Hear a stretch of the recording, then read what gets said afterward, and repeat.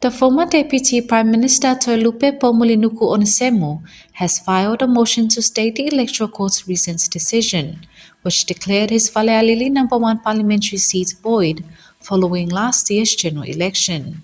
He also submitted a motion for the enforcement of his constitutional rights and a review of the court's ruling. The motion to stay is to suspend the court's decision, issued last week on the 24th of March 2026, until a full hearing can take place, and Lupe has already lodged a case with the court regarding this matter. The Electoral Court found Lupe guilty of corrupt practices during the election period, leading to the nullification of his seat. Despite this, Lupe expressed respect for the court and its process.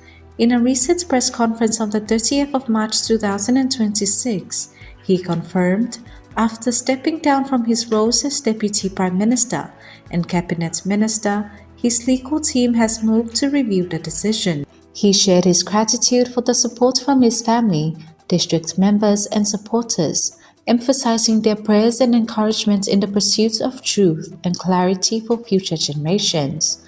Lupe also questioned why the district's petition was withdrawn, yet the opposing side's petition was allowed to proceed, highlighting the challenges faced along the way. Reflecting on his and the Fast Party's journey since winning the 2021 election, Lupe praised the government's focus on community development, cultural values, and Christian principles. He reaffirmed his belief that the core of Fast policies is to uplift the most vulnerable, and emphasized the need for perseverance in the fight for truth.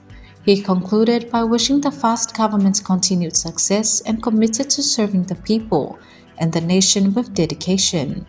For more details on this and other of our stories, visit our news website on talamo.com. This is Jenny Penehuru of Talamo Media.